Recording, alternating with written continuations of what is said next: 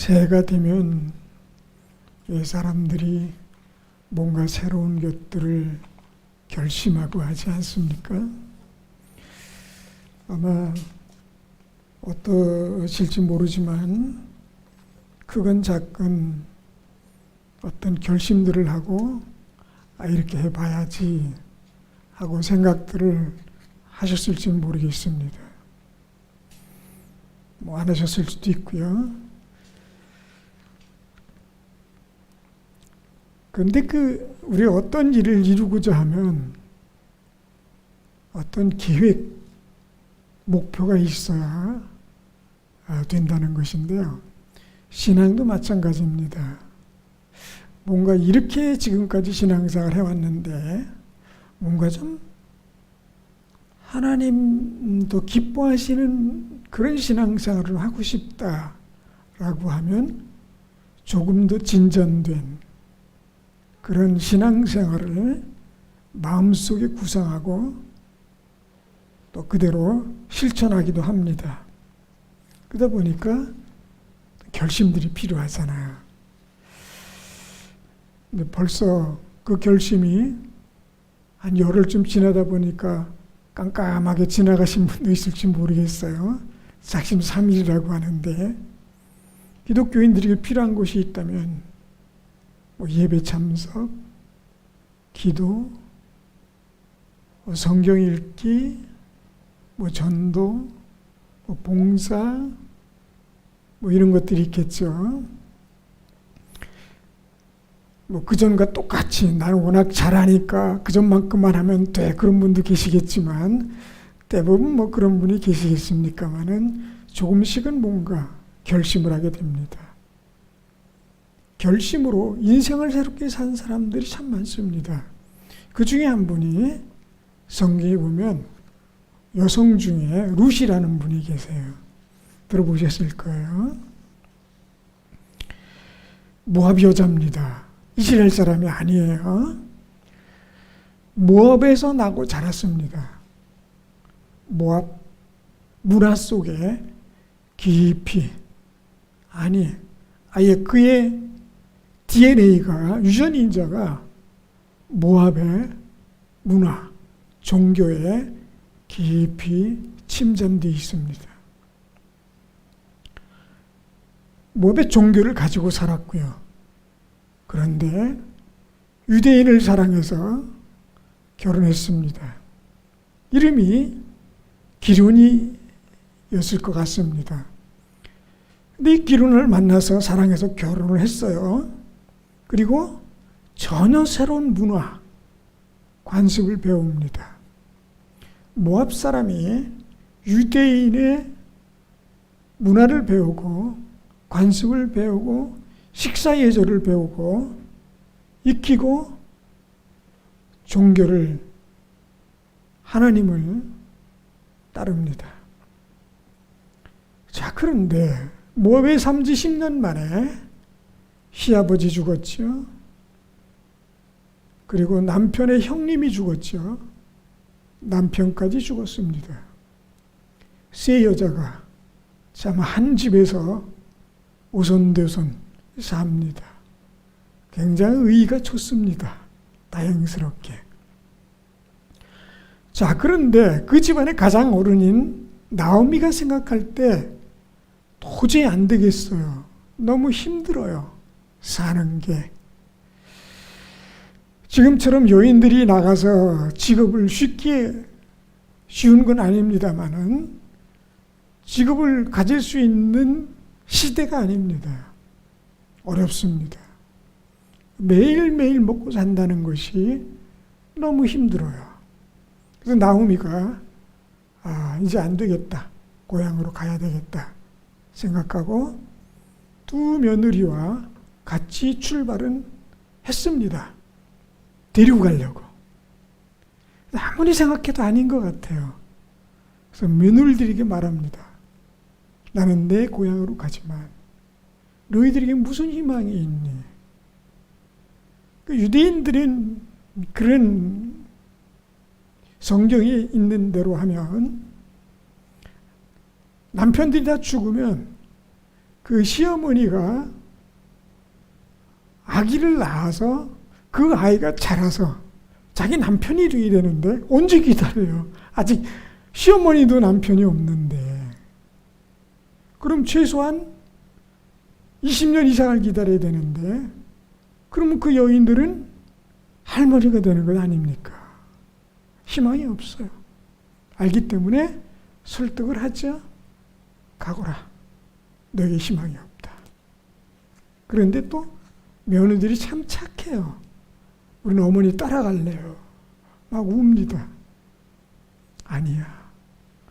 너희 고향이잖아 여기가. 여기서 살아. 재혼해서. 그랬더니 큰 며느리 오르바가 안 돼요. 안 돼요 하다가 돼요. 그리고 갑니다. 네. 그래서 많이 들어본 얘기지요. 자, 이제 둘째가 남았습니다. 그리고 나오미가 말합니다. 얘야, 네 동서는 갔잖아. 너도 가. 그랬더니 거기서 룻이 쐐기를 박아버립니다. 룻기 1장 16, 18절에 이렇게 고백합니다. 룻이 이르되 내게 어머니를 떠나며 어머니를 따르지 말고 돌아가라. 강권하지 마옵소서. 어머니께서 가시는 곳에 나도 가고 어머니께서 머무시는 곳에 나도 머물겠나이다. 어머니의 백성이 나의 백성이 되고 어머니의 하나님이 나의 하나님이 되시리니 어머니께서 죽으시는 곳에서 나도 죽어 거기 묻힐 것이라. 만일 내가 죽는 일 외에 어머니를 떠나면 여호와께서 내게 벌을 내리시고 더 내리시기를 원하나이다 하는지라. 나오미가 룻이 자기와 함께 가기로 굳게 결심함을 보고 그에게 말하기를 그치니라. 이 사람이 말할 때 보면 얼마나 진심인지 보이잖아요. 어떤 때는 좋네. 근데 전혀 영혼이 없는 좋네도 있고 정말 좋은 좋네도 있잖아요. 그러니까 이게 룻은 딱 말하는 거 보니까 이건 진짜예요. 말해봐야 안 되는 거죠. 그래서 왔습니다. 근데 우리가 아는 것처럼 이 룻이라는 여인이 얼마나 중요한 여인이 됐습니까? 룻이 보아스와 혼인을 해서 아기를 낳았는데 이 아기가 오벳입니다. 오벳의 아들이 이새입니다. 남은 장면 기억나세요? 이새입니다. 그 이새. 그리고 이새가 다윗을 낳습니다. 얼마나 놀랐습니까? 이 결심, 이 굳은 결심, 이 결정, 순간적으로 이루어지는 거예요. 그 순간에. 길거리에 가다가 시어머니와 실랑이를 벌이면서 한 사람은 가고 한 사람은 남고, 한순간에 아주 인생이 아주 명백하게 갈라지는. 물론 룻의 남편은 좀 나이가 많아요. 보아스라고. 그 동네에 아주 유력한 사람이지만 나이가 많습니다. 근데 이 자기 남편의 친족으로 자기를 아내로 받아들일 수 있는 권한을 가지고 있는 사람이에요. 근데 아무리 그래도 젊은 사람이 낫잖아요. 그러니까 이런 하나님의 율법이 있어도 사람은 자기의 생각, 자기의 인생을 생각해 보면 갈등이 생기는 거예요. 그런데 룻은 말씀을 따라 결정합니다.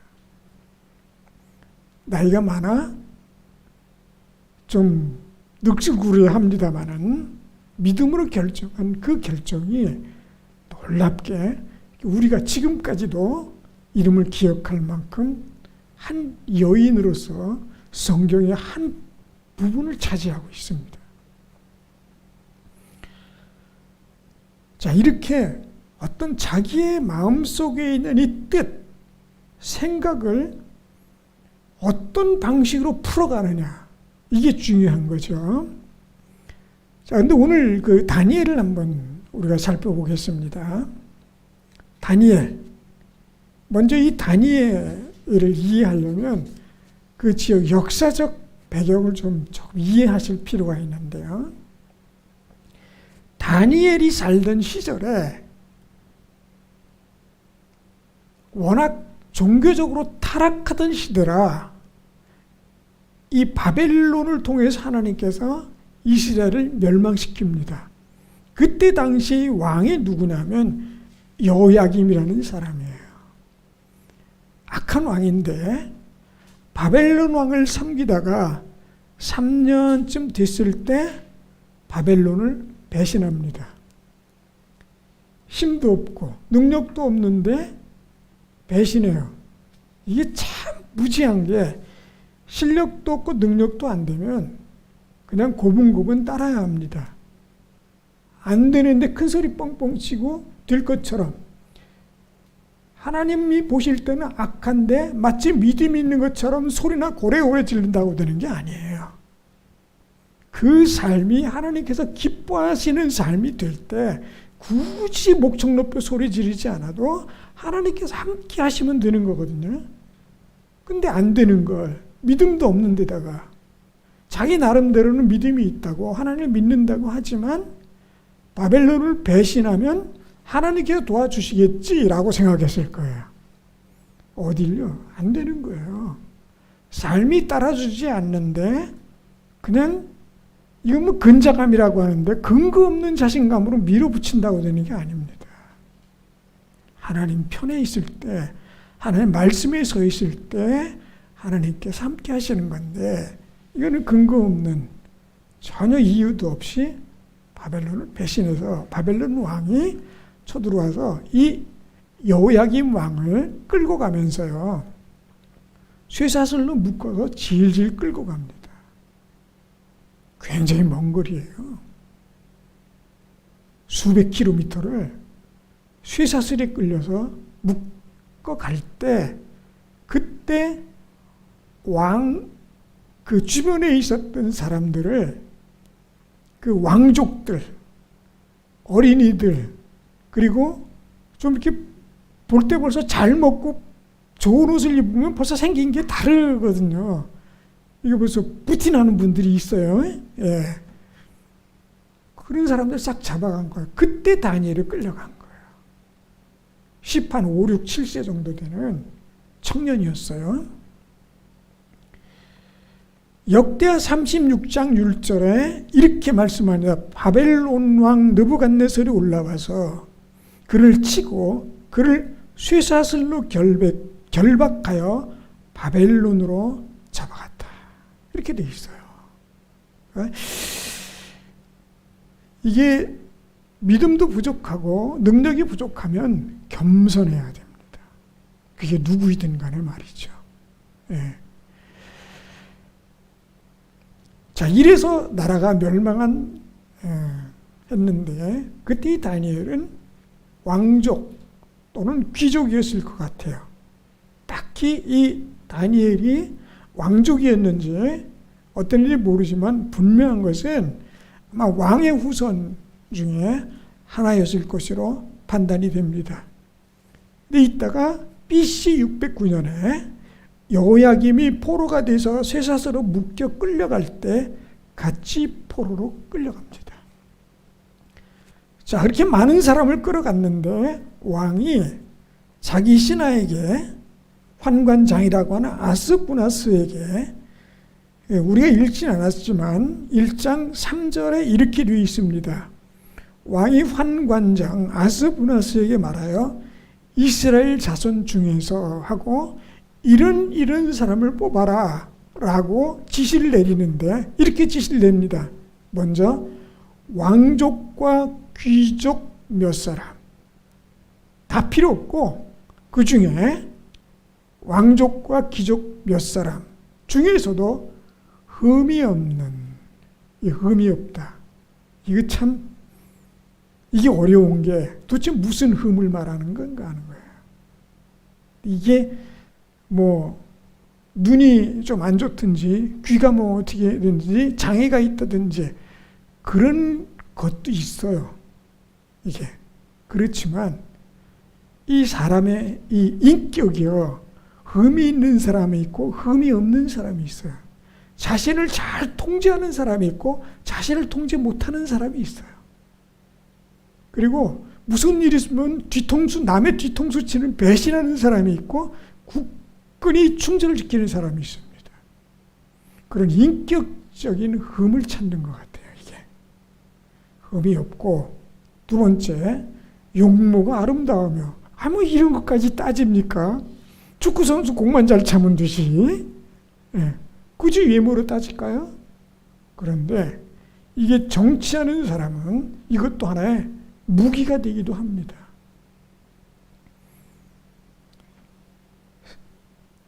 그 다음 네 번째가 모든 지혜를 통찰하며. 이거는요, 머리가 좋아서 똑똑해서 공부 잘하는 거하고 다릅니다.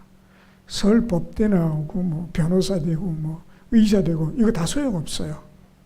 머리만 좋은 사람이 있고 지혜로운 사람이 있어요. 지혜로워야 돼요. 나라를 다스리려면 똑똑한 사람도 필요하지만 지혜로운 사람이 필요합니다.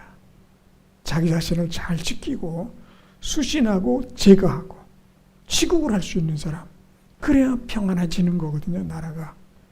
수신 제거가 안 되는 사람에게 치국을 맡기면 나라가 시끄럽습니다. 그래서 이 바벨론 왕이 워낙 큰 나라를 다스리는 사람이니까 이걸 아는 거예요. 용모도 아름답고 뭐 어쩌고 그러지만 지혜를 통찰하며. 어려운 문제가 얼마나 많습니까? 나라를 다스리려면. 근데 지혜로운 사람이 필요한 거거든요. 그러면서도 불구하고 지실에 통달한, 지식도 좀 있어야죠. 뭘 물어보면 대답을 못 해가지고 그러면 안 되거든요. 일본에 스가 총리가 있는데 의회에 나가서 대답을 하면 잘 모르니까 자꾸 뭘 써갖고 그냥 읽기만 해요. 그리고 무슨 질문하면 자기가 모르니까 그 담당자한테 그 달라고 그래서 그거를 읽어요. 그러니까 의회에서 당신 아는 게 뭐냐? 이 비판을 하는 거예요. 너무 몰라도 좀 그런 것 같아요. 네, 그래도 좀 적당히 알아야 되는데, 또 너무 안다고 또 아는 척하는 것도 문제가 되지만 너무 몰라도 그것도 문제가 되는 거예요. 예. 그 다음에 여섯 번째, 학문에 익숙한 사람. 자기 분야에 전문가가 돼야 되잖아요. 전문가입네 하고 막 오기면 그건 더 큰일이에요. 예. 그런데 학문에 익숙한 이런 사람을 찾는 겁니다. 자, 그런데 이게 사실은 성경에 이렇게 예언이 되어 있어요. 이사야 39장 7절에 내게서 태어날 자손 중에서 몇지 사로잡혀 바벨론 왕국의 환관이 되리라. 이게 신화가 되는 거죠. 이게 하나님께서 너희들이 만약에 주의 법대로 따르지 않으면 이렇게 될 것이라고 예언된 대로 사는 거예요. 이게요. 하나님께서 만드신 거예요. 그러니까 이게 포로이신 분, 다니엘이 포로로 끌려갔는데 그 중에 이 아스부나스에 의해서 바벨론 왕의 명령대로 뽑혔으면 4명의 소년이 뽑혔어요. 예, 그 중에 하나가 다니엘입니다. 그 목적은 뭐냐? 1장 4절 하반절에 이렇게 되어 있습니다. 왕궁에 설 만한 소년을 데려오게 하라. 이렇게 했어요. 왕궁에서 데려다가 잘 훈련시켜서 관원으로 만들, 장관이 됐든 뭐가 됐든 이런 사람을 만들기 위해서 어려서부터 훈련을 강화시키는 거예요. 지금 우리도 좀 사람을 뽑을 때 성경에는 그렇게 되어 있습니다. 다윗 왕에게도 그렇고 솔로몬 왕에게도 그렇고 사람을 뽑을 때 정의로운 사람을 뽑아라. 좀 부족해도 정의로운 사람을 뽑아라. 그래야 나라가 평안해지는 거예요. 이렇게 못하면 나라가 좀 어려워집니다. 근데 바벨론 왕이 그렇게 아예 명을 내렸어요. 가르쳐 보면서 이 인격이 벌써 딱 보이잖아요. 그런 사람을 중요한 자리로 뽑는 겁니다. 그래서 갈대아 사람의 학문과 언어를 가르치는 겁니다. 이게 혜택을 주는데 모든 그 나라에서 가장 학식이 뛰어난 사람을 총동원해서 가르치는 거예요. 교육을. 그러니까 지도자로서 정치인으로서 아예 그릇을 만드는 거예요. 정치적 마인드를 가지고 있어야 돼요. 우리도 좀 정치적 마인드가 있어야 돼요. 이 정치를 보면 좀 안타까운 게 좀 많아요. 정치인이 아니라 무슨 뭐 민중우동 사람들 또는 반대를 아주 극렬하게 하는 사람들, 때로는 뭐 한쪽 사람들을 향해서 뭐 간첩 아니냐 이렇게 하는데 저는 반대도 간첩이 있을 것 같아요. 그렇게 치면. 예, 그래야 서로 싸우니까 말이죠. 그러니까 좀 정치를 해야 되는데 정치를 잘 못하는 것 같아요. 갈등, 분노, 복수. 옛날로 치면 그 사화거든요. 상대편 정적을 싹 쓸어버리고 죽여버리는. 이런 건 이제 그만하면 좋겠다. 그런 생각을 개인적으로 하고 있습니다.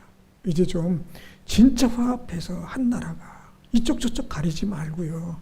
그렇게 해서 좀 좋은 정치를 해나가면 좋겠다. 이 느부갓네살이 다니엘과 그 네 소년에게 혜택을 주는데 최고의 교육을 시킵니다. 그 교육의 방향은 정치를 만들어내는 거예요. 진짜 좋은 정치인. 두 번째는 최고의 음식을 제공합니다. 왕이 먹는 것 같은 똑같은 음식을 주는 거예요. 다니엘서 1장 5절에 이렇게 되어있습니다. 왕이 지정하여 그들에게 왕의 음식과 그가 마시는 포도주에서 날마다 쓸 것을 주어 3년을 기르라. 3년 동안 왕이 먹는 것과 똑같은 음식, 왕이 마시는 포도주 똑같이 주는 거예요. 이게 아주 특혜 중에 특혜 아닙니까? 이러고 싶어서 몸살 난 사람들이 얼마나 많습니까? 왕 곁에 가려고. 왕 보고 싶어가지고. 그런데 이 소년들 4명은 단박에 그냥 바로 채용된 거 아닙니까? 거기다가 교육은 물론이거니와 음식도 그렇고 지위가 보장됐어요. 왜 이렇게 가르치겠어요? 다니엘서 1장 5절 하반절에 그 후에 그들은 왕 앞에 서게 될 것이다. 아주 확정돼 있어요. 똑똑한 데다가 잘생겼지, 지혜 있지, 학문에 익숙하지, 이런 사람을 못 찾아서 난리인데 아예 십수년을 가리켜서 정치인을 만들어서 나라를 다스린다. 이 느부갓네살이 정치를 잘하는 거예요. 그거 보면. 예. 자, 이런 사람들이 이제 정치를 합니다. 자, 그런데 이 얼마나 많은 특기를 받고 교육을 받고 정치에 입문합니까? 딱 됐는데 문제가 처음에 뽑혀서 왕의 음식을 먹어야 돼. 여기서부터 걸리기 시작하는 겁니다. 1장 8절에 이렇게 시작되죠. 다니엘은 뜻을 정하여 왕의 음식과 그가 마시는 포도주로 자기를 더럽히지 아니하리라 하고. 아니 음식이 얼마나 좋은데요. 이거 못 먹어서 난리인데 이거를 먹겠다고 발버둥치는 사람이 얼마나 많은데 딱 거절합니다. 이게 시작인 거예요. 음식이 뭔데요? 사실 성경 개념은 이렇습니다. 모든 것은 하나님께서 지으신 것이라 음식이란 더럽고 나쁜 게 없다. 먹으면 은혜 가운데 먹으면 된다. 우린 다 먹잖아요. 돼지고기도 먹고 비닐 없고 또는 뭐 지느러미 없는 물고기도 먹고. 그래서 성경에는 못 먹게 되어 있습니다. 이게 구약에 기록이 되어 있으니 이런 걸 못 먹는 겁니다. 이 왕이 먹는 음식 중에 돼지고기가 무수로 들어가 있어요. 물고기도 그렇고요. 그리고 반드시 우상 앞에 먼저 드리고 나서 먹는 거예요. 먹을 수가 없는 거예요. 하나님 믿는 사람이 아직도 뭐 어떤데 아주 나름대로 자유주의적인 민주적인 사고를 가지고 있어도 괜찮아. 괜찮기는요. 여기서 굳게 결심하는 겁니다. 우리 조상이 왜 망했는데 이걸 아는 거예요. 다니엘이 어떻게 하면 망하는지를 봤어요. 수없이 충고를 받았지만 지키지 않았어요. 그냥 자기 하고 싶은 대로 하는 거예요. 뭐가 문제인데? 와, 전혀 문제 없어, 괜찮아. 이게 일반적인 생각이었어요. 그래서 나라가 수없이 경고를 받았음에도 불구하고 지키지 않은 그것이 결국 자기 눈을 똑똑히 보고 왕이 어떻게 끌려가고 어떻게 자기 그 주변에 있는 자기 가족들이 죽었고 처형을 당했는지 봤단 말이에요. 그걸 또 알 수 있어요? 예. 그래서 어떻게 제3자의 입장에서 보면 참 분수도 모르고 까부네. 아니 왕이 주는 거를 거절한다고? 그리고 포도주는 또 무슨 죄가 있는데? 그래 음식은 안 먹는다고 쳐. 또 포도주는? 이렇게 말할 수 있습니다. 그러면 유대인들은 포도주를 안 먹냐? 아니에요. 포도주를요 음식에 같이 곁들여 먹습니다. 유대인들도. 왜냐하면 고기를 많이 먹기 때문에 늘 고기에 포도주 곁들여 먹습니다. 우리도 뭐 괜찮겠죠? 고기에 포도주. 돼지고기 삼겹살 할 때 포도주 한잔하고 이게 할 수 있어요? 그런데 안 하는 거죠. 우리가 그렇게 살아가는 겁니다. 이게 다니엘의 결심이었어요. 자, 그런데 여기에 어떤 일이 벌어집니까? 분명히 종이에요. 포로예요. 노래예요. 그런데 그 정신은 아닙니다. 문화는 이름도 바뀌었어요. 벨르사살이에요. 다니엘이 아니에요. 이름을 바꿔버렸어요. 모든 게 바뀝니다. 주일날 예배도 못 드리죠. 하나님께 제사도 못 드립니다. 이 바벨론식 문화, 바벨론식 습관대로 살아야 합니다. 음식도 마찬가지고요.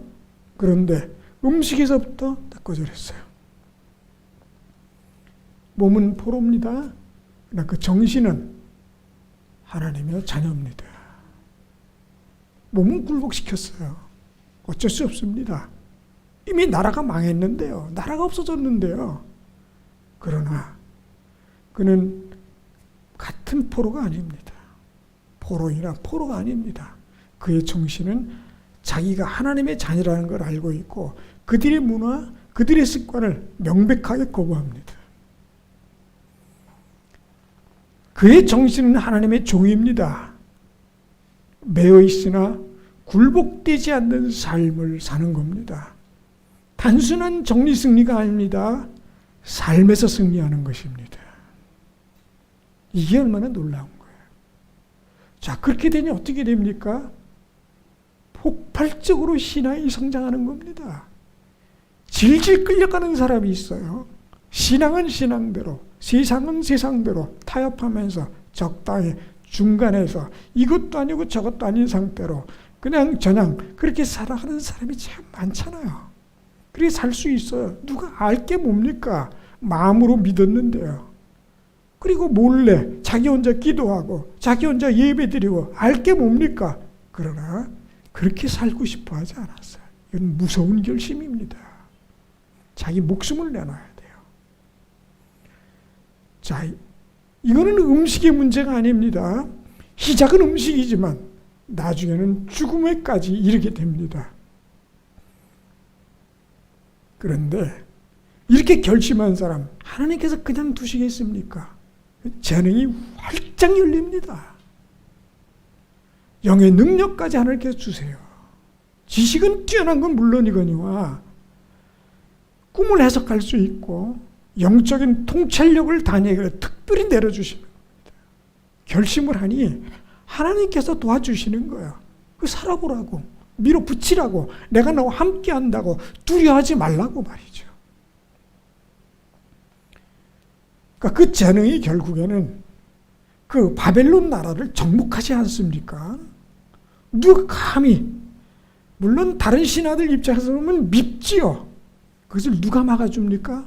바벨론 왕이 막아줍니다. 이런 사람은 어디서 구해요? 이런 귀한 일꾼을 말이죠. 모든 사람은 다 좋아하지만 신하들만 미워합니다. 자기의 위치가 위험해지니까요. 그러면서 자기의 재능을 마음껏 발휘하는데 특히 믿음의 재능을 마음껏 발휘하지 않습니까? 성장도 이런 성장이 없습니다. 믿음이 성장하려면 뜻을 정해야 되고 결심해야 합니다. 그 하나님께 또 어떻게 하십니까? 그 선한 뜻을 이룰 수 있도록 길을 또 열어주시잖아요. 예. 그가 하는 말은 바로 왕이 받아서 그대로 되뇌어야 돼요. 그거 어겼다가는 왕도 한몫에 날아가요. 그래서 이 다니엘은 3명의 왕을 모십니다. 느부갓네살, 벨사살, 그 다음 왕까지. 그런데 그럴 때마다 무슨 일이 생기면 다니엘을 부릅니다. 다니엘 빨리 오라고. 이거 어떻게 이러냐고. 다니엘이 하는 말은 하나님께서 하신 말이에요. 안 받을 수가 없는 거예요. 이걸 어길 수가 없는 겁니다. 결심하고 어떤 장애나 장벽이 오거나 시험이 왔을 때 어떻게 이겨내느냐 하는 것입니다. 자, 이러니 처음에는 음식으로 시작했지 않습니까? 그리고 음식을 안 먹겠다고 환관장에게 얘기했을 때 환관장이 이 아스부나스가 겁이 덜컥 났어요. 음식이라는 것도 질이 있잖아요. 예. 여러분 고기 좋아하시잖아요. 고기를 먹으면 건강해진다. 요즘은 반대인가요? 네. 근데 예. 요즘은 왜 고기를 가능하면 적게 먹고 뭐 건강식으로 먹으라 그러는데요. 그래도 고기를 먹으면 좋다는 생각은 갖고 계시잖아요. 예.